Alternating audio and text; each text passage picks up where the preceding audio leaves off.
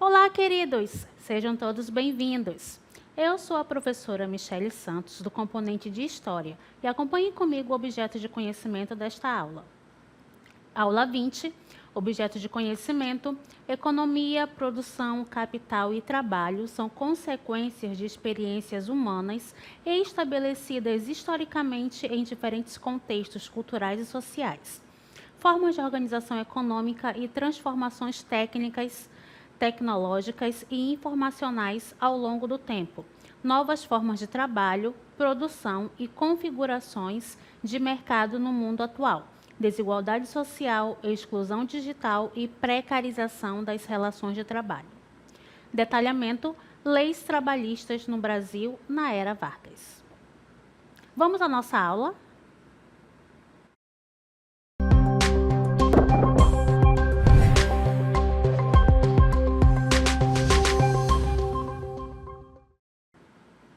Olá, queridos! Nesta aula falaremos sobre Getúlio Vargas, né? Justamente este senhor que está aqui representado por estar derrubando o ex, né, presidente do Brasil. Então, quais são os antecedentes da era Vargas? Vamos observar o rompimento da política do café com leite. Relembrando, né, durante um período da história do Brasil, nós tivemos a presença da política do café com leite, que era o revezamento de políticos paulistas, produtores de café, e de políticos mineiros, produtores de leite. Como o governo federal ficava alternando na mão desses dois grupos, né, desses dois estados, ficou conhecido como o período da política do café com leite, que durou até 1930. O contexto também da era Vargas é justamente a crise de 1929. Nesse momento, houve o crash da Bolsa de Nova York, certo, nos Estados Unidos, e isso causou uma comoção internacional e nós também sentimos os efeitos dessa crise no território brasileiro, visto que o maior consumidor do café, que era o principal produto exportado na época, né, na década ali de 20, na década de 1930, era justamente o café. E o maior consumidor do café, do nosso café, era os Estados Unidos. E como eles estavam em crise econômica, houve a redução da compra desse café brasileiro. E isso vai culminar também na Revolução de 30, que vai ser o pontapé inicial para que Vargas entrasse definitivamente no poder. Vale lembrar que Vargas ele era gaúcho, né? Então ele não estava na esfera da política do café com leite. Porém, contudo, todavia, sempre há uma exceção na história, né? E o que vai acontecer? Ocorrerá a Aliança Liberal, que é justamente um grupo que vai se formar com políticos mineiros, paraibanos e gaúchos. Eles vão apoiar a figura de Getúlio Vargas, que era um militar também. Certo? Nesse contexto, vamos observar a deposição de Washington Luiz e também o impedimento da posse do presidente eleito Júlio Prestes. Mas, professor, o que acontece nesse momento? Bem, há as eleições, certo, em 1929, o presidente eleito vai ser justamente Júlio Prestes, só que ele vai ser impedido de assumir a presidência, corrigindo, né, as eleições de 1930. Então, ele vai ser impedido de tomar posse, porque, né, vão acusar que ele foi eleito em virtude das fraudes eleitorais, visto que, neste momento da República do Café com Leite, havia uma prática chamada de voto de cabresto, ou seja, havia a imposição do voto, havia também a divulgação em quem o eleitor iria votar, visto que o voto ele era aberto, certo? E isso, né, culminou justamente nesse processo de dizer que Júlio Prestes ganhou em meio à fraude, ok? E nesse contexto, vamos observar a formação da Aliança Liberal, que vai justamente se organizar, se unir em prol da figura de Getúlio Vargas, vai apoiar Getúlio Vargas e Getúlio Vargas vai aproveitar a situação para assumir o poder, né? O que nós precisamos também entender é que Getúlio Vargas ele vai aproveitar as oportunidades que lhe serão concedidas, certo? Então, vamos observar quais são as características da era Vargas. Acompanhem comigo. Temos uma liderança baseada no carisma, ou seja, ele vai utilizar, né, da boa conversa, da boa relação para estabelecer uma liderança. Haverá a formação do sistema partidário fácil, ele vai conseguir centralizar o poder, ele vai fazer uso da propaganda política e também vai trabalhar a política trabalhista, ou seja, vai conseguir ali organizar as leis que vão ajudar os operários fabris que tanto reivindicam por melhores condições de trabalho. O período da Era Vargas é dividida em 3 fases que nós vamos estudar neste momento. Então, temos o governo provisório, que vai de 1930 a 1934. Como o próprio nome diz, governo provisório, certo? É por um determinado período, visto que ele vai assumir o poder em meio à revolução. Certo? Então, depois desse período, temos o governo constitucional, que é a segunda fase da Era Vargas, de 1934 a 1937, e depois o Estado Novo, que começa em 1937 e vai até 1945. Então, esse período da Era Vargas, ele vai durar 15 anos, em que ele vai aproveitar as oportunidades e, quando não tem uma oportunidade favorável, ele vai criar essa oportunidade para se manter no poder, certo? Então, vamos observar as características do governo provisório, que começa em 1930 e vai até 1934. Temos a dissolução do Congresso Nacional, a nomeação de interventores estatais. Professor, o que eram interventores estatais? Eram uma espécie de governadores dentro do Estado, mas esses governadores, eles são nomeados pelo presidente. Então, Getúlio Vargas vai nomear políticos, né, pessoas que estão no mesmo alinhamento político que ele. Vamos observar também nesse governo provisório a criação do Ministério do Trabalho, Indústria e Comércio em 1930 e também a criação da Justiça Eleitoral em 1932, com o objetivo de supervisionar as eleições e combater fraudes, uma demanda da Revolução de 30. Então, todos esses aspectos serão englobados no governo provisório, que vai de 30 a 34. Nesse contexto, vamos observar também a Revolução Constitucionalista de 1932. Para tanto, nós trouxemos aqui um monumento que faz referência justamente a esta revolução. Estamos aqui próximo, né, ao obelisco Mausoléu aos Heróis de 32, que é justamente um monumento que faz referência, faz uma homenagem aos estudantes que foram assassinados neste período, que já vamos saber o nome deles, certo? Então, essa revolução vai acontecer porque os paulistas vão se rebelar contra Getúlio Vargas. Lembra que, né, quem estava no governo do Brasil antes da Revolução de 30 eram os paulistas. Então, eles vão se rebelar contra Getúlio para quê? Para derrubar Vargas, né, Getúlio Vargas, do poder e convocar uma nova Constituição. O que é a Constituição, professora? O conjunto de leis que vai reger o país. Então, vai ser um conflito armado entre o governo federal de Getúlio Vargas e as forças paulistas. Nesse momento, né, nesse contexto de revolta, vamos observar a morte de 4 estudantes, né, Martins, Miragaia, Drauzio e Camargo, dando origem à sigla MMDC, como vocês podem ver aqui, né? Então, a morte desses 4 estudantes acabou se tornando um símbolo para a Revolução e também de comoção nacional e social e civil também, certo? Então, vamos observar a vitória do governo federal, ou seja, a figura de Getúlio Vargas vai se sobrepor a esta Revolução. Porém, né, houve um resultado positivo, né? Mesmo com a derrota dos paulistas, haverá a convocação da Assembleia Constituinte. O que é a Assembleia Constituinte? Um conjunto de pessoas, né, de políticos que vão se organizar, vão se reunir com o objetivo de fazer a Constituição.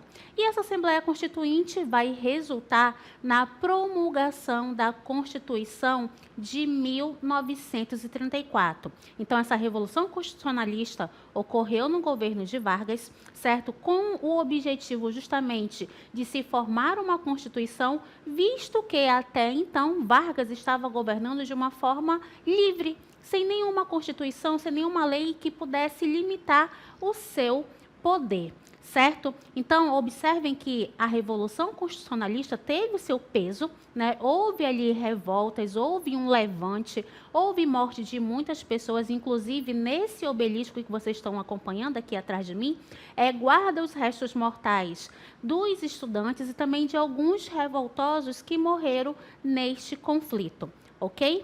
Então, o que a Constituição de 1934 vai trazer? Acompanhem comigo. Ela foi promulgada em 16 de julho de 1934 pela Assembleia Nacional Constituinte.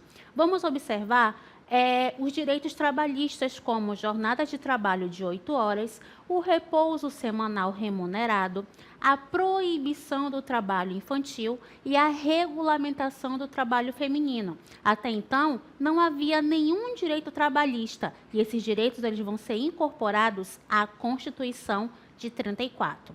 Vamos observar também a criação de um Sistema Nacional de Ensino, a Seguridade Social, que vai dar direitos também aos trabalhadores em caso de doenças, em caso de acidentes de trabalho, em caso também de aposentadoria. O voto secreto, ou seja, até então, antes desta data, o voto ele era aberto, certo? E com a Constituição de 34, o voto ele vai ser secreto. E o voto feminino. Além disso, essa Constituição ela vai integrar as classes sociais ao processo político. O mandato presidencial vai ser de 4 anos, vedado a reeleição, certo? Estrutura federalista do Brasil. Nomeação de interventores. Lembrando, né, interventores eram aquelas pessoas nomeadas pelo presidente, no caso, Getúlio Vargas, que vai administrar os estados. Vamos observar a intervenção do Estado na economia para regular o trabalho, a produção e a distribuição de riquezas. E ainda a reforma agrária com a possibilidade de desapropriação de terras. Então, essas foram as características principais dessa Constituição de 1934. Embora alguns pontos dela ficassem apenas no papel, como, por exemplo, a questão do federalismo do Brasil. Apesar do Brasil estar estruturado em federalismo, não havia uma autonomia para os estados, visto que estavam ali sob a administração de interventores e eles fariam tudo o que o presidente do Brasil ordenassem a eles, certo? A próxima fase do governo de Vargas é conhecida como governo constitucional, certo? Que começa em 1934 e vai até 1937. Neste momento, Vargas foi eleito presidente pela Assembleia Nacional Constituinte. Professora, como assim? Bem, o primeiro mandato, né, lá de 30 a 34, o voto ele foi indireto. Então, ele assumiu o governo, ele estava à frente do governo brasileiro, mas não houve uma eleição de fato, certo? Então, vamos observar também a promoção de reformas sociais e trabalhistas iniciadas durante o governo provisório. Em 1935, vamos observar também a criação da Justiça do Trabalho e um controle rígido sobre os sindicatos. Haverá a presença de sindicatos, porém, esses sindicatos têm que estar regulamentados junto ao Estado. Então, esses sindicatos eles eram constantemente fiscalizados pelo governo, certo? Então, vocês podem observar que, mesmo tendo esse direito assegurado aos trabalhadores, ainda estavam ali sob supervisão do governo, certo?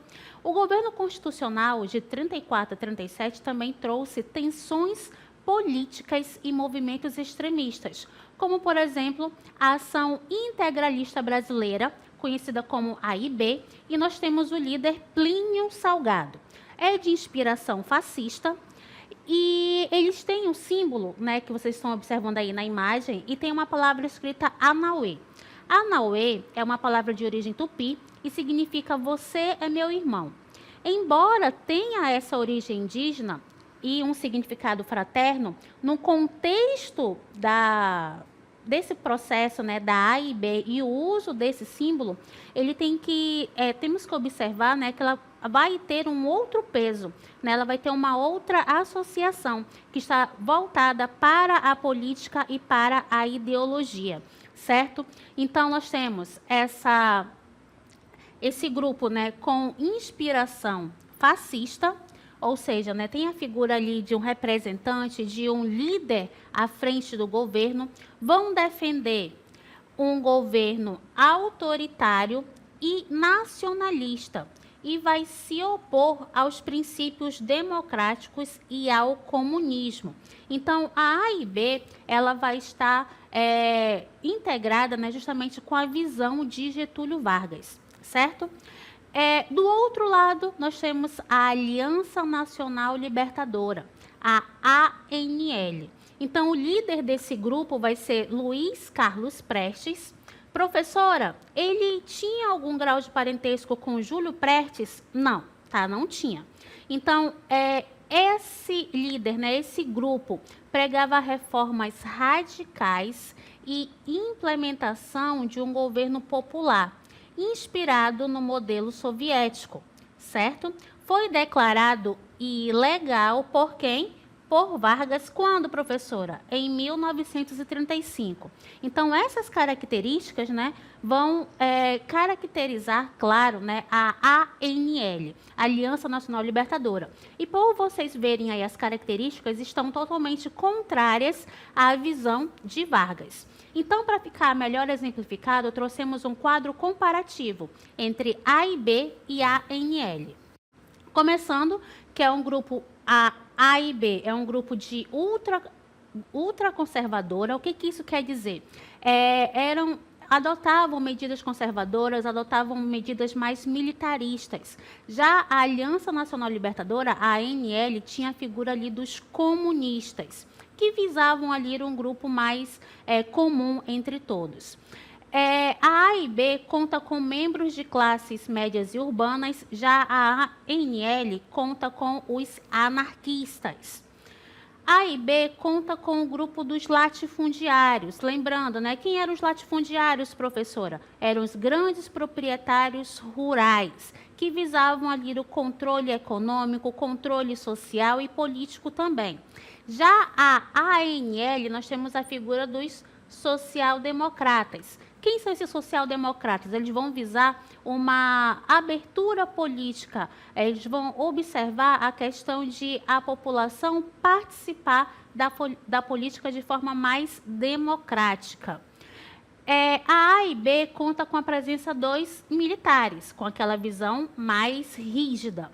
Já a ANL vai contar com a presença dos liberais, que querem ter uma sociedade mais branda, mais participativa entre entre as pessoas que a compunham.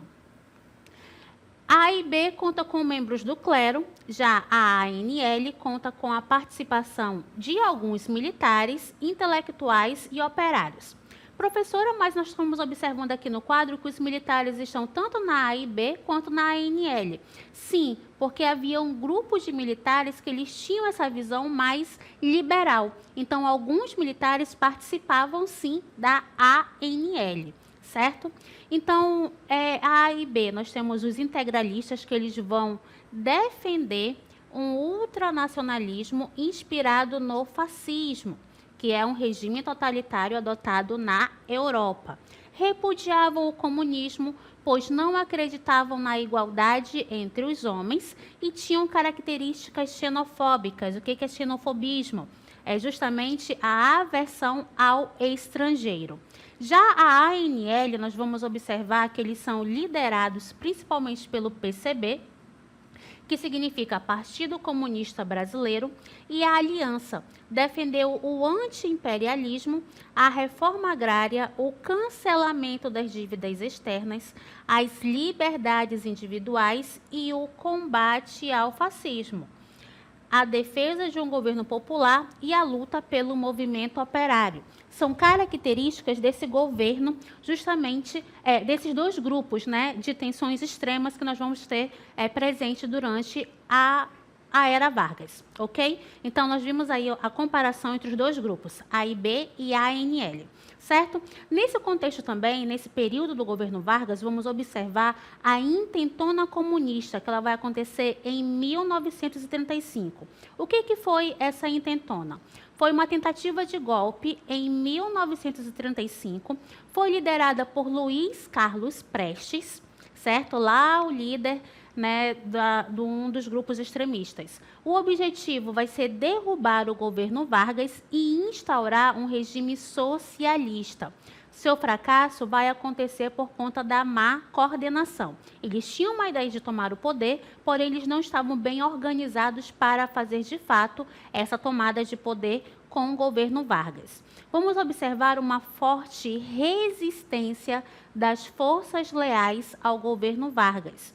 Como consequência, vamos observar uma repressão intensificada, a propaganda governamental contra os comunistas e o caminho para o Estado Novo. Então, todo esse contexto da intentona comunista vai servir para que haja a implementação do Estado Novo, visto que Vargas ele vai usar a propaganda política, vai usar a mídia, vai usar a rádio, que era o principal meio de comunicação da época, para fazer uma propaganda contra os comunistas e enaltecer a sua figura como um bom governante, certo? Por isso que se fala que ele tinha ali uma característica de um governo carismático. Ele se ajuntava, né, à população, se aproximava à população para poder conquistar essas pessoas ao seu governo, certo? Então, nós já temos aqui o contexto para a implementação do Estado Novo, que ocorre entre 1937 a 1945. Esse período do governo de Vargas, ele é conhecido como um período ditatorial. Então, nós vamos observar a implantação do Plano Cohen em 1937, que é justamente o falso plano comunista de insurreição. De acordo com esse plano, havia uma conspiração de comunistas que estavam querendo tomar o poder de Getúlio Vargas, fazendo ali alguns movimentos, né, alguns protestos, algumas, vamos dizer assim, revoluções camufladas e que elas poderiam ocorrer a qualquer momento para a deposição de Getúlio Vargas. Então, Vargas ele vai ter um poder autoritário, né, ele vai governar com esse poder após ter consolidado, né, esse poder político com o golpe de 37. Ele vai usar esse plano falso, né, o plano Cohen, para instaurar a ditadura, para instaurar o Estado Novo. E vamos observar a redução das liberdades civis, a criação justamente do Departamento de Imprensa e Propaganda, que vai ter a finalidade de fiscalizar tudo que está sendo vinculado dentro do território brasileiro. O uso de decretos-leis para administrar o país. Então, para confirmar, né, esse seu novo governo, vai ser instaurada a Constituição de 1937, certo? Então, acompanhem comigo. Nós temos aqui alguns pontos dessa Constituição. Lembrando que Constituição são conjuntos de leis do país.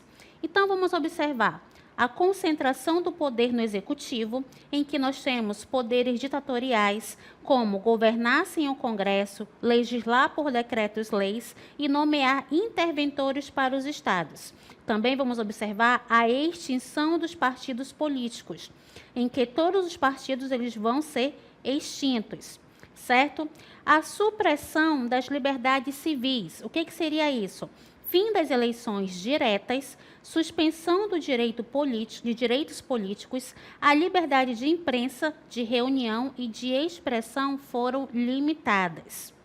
Outra situação, centralização administrativa, supressão da autonomia dos estados, nomeação de interventores, judiciário controlado, subordinado ao poder executivo. Além disso, vamos observar o corporativismo, que é justamente a organização da sociedade em corporações ou sindicatos, o controle sindical controlado pelo governo, porém sem autonomia real. A segurança nacional e repressão, uma política de segurança que pode declarar estado de emergência ou de sítio e suspender direitos civis em nome da preservação da ordem pública, com a presença também de tribunais de segurança nacional que eram controlados pelo governo. E ainda uma última característica dessa Constituição, a política econômica, com a intervenção estatal na economia. O governo podia intervir diretamente em setores considerados estratégicos e também a propriedade privada. O Estado poderia intervir ou expropriar propriedades para atender ao bem comum. Então, essas são as características principais da Constituição de 1937, certo? Que vai legitimar justamente o Estado Novo, esse novo governo de Vargas, ok? Então, dentre essas características, observem só, vamos verificar o uso da propaganda política, política de massas. Em 1940, a criação do salário mínimo. Em 1943, a consolidação das leis de trabalho, os sindicatos controlados pelo governo justamente para tentar limitar essa ação dos sindicatos, criação do DOPS, Departamento de Ordem Política e Social, responsável por reprimir qualquer forma de oposição ao regime. Dentre essas características, vamos observar também a modernização econômica, com a criação da Companhia Siderúrgica Nacional, CSN, e da Companhia Vale do Rio Doce. Então, essas empresas nacionais, elas vão desenvolver a economia nacional. Vai ter incentivo à criação de símbolos nacionais. Que símbolos nacionais poderiam ser esse, professora? A instituição do Dia da Bandeira, a criação do hino da bandeira, né, foi justamente criado nesse governo do Vargas, né, do Estado Novo, para consolidar a ideia de nacionalismo. Além também do uso de uniformes educacionais, vão estar presentes justamente nesse símbolo nacional, ok? Reformas educacionais, como, por exemplo, a expansão da educação pública e controle do conteúdo ensinado. Então, essas são características gerais do governo durante o período do Estado Novo, né? E também vamos observar uma evolução das leis trabalhistas na era Vargas. Para tanto, trouxemos uma linha do tempo para vocês, né? Então, em 1930, vamos observar a criação do Ministério do Trabalho com Indústria e Comércio. Esse ministério vai servir para implementar políticas trabalhistas, medir conflitos entre capital e trabalho e integrar o Estado como regulador das relações econômicas e sociais. A nossa próxima evolução é justamente em 1934, com a implementação dos direitos trabalhistas, como, por exemplo, a jornada de trabalho de 8 horas, descanso semanal remunerado, geralmente é o domingo, férias remuneradas, proibição do trabalho infantil e também a regulamentação do trabalho feminino. Em 1935, vamos observar a criação da Justiça do Trabalho, que mediava, né, conflitos entre empregadores e trabalhadores e assegura o cumprimento das leis trabalhistas, operando como um tribunal especializado em questões de trabalho, ok? Em 1940, a criação do salário mínimo. O que era o salário mínimo? O que é, né? Foi criado para assegurar o sustento básico do trabalhador e sua família, buscando reduzir a desigualdade e promover uma redistribuição da renda, certo? Em 1943, a consolidação das leis do trabalho.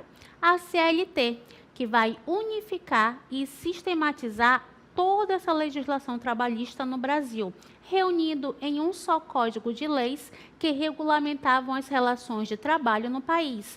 Incluiu desde normas sobre a contratação até a demissão dos trabalhadores, passando por direitos como férias, 13º salário, FGTS e regulamentação das atividades sindicais. Então, todas essas leis, né, estão englobadas justamente nesse período da Era Vargas, né? Vocês viram aí que foi uma construção, né, de direitos que foram adquiridos com o passar do tempo.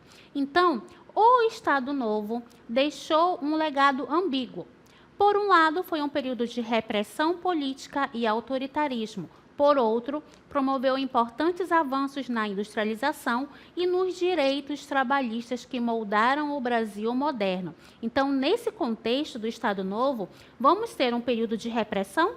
Sim, teremos. Contudo, teremos um direito assegurado aos trabalhadores, embora esses direitos estivessem ali sendo fiscalizados pelo governo, né, pelo governo estatal.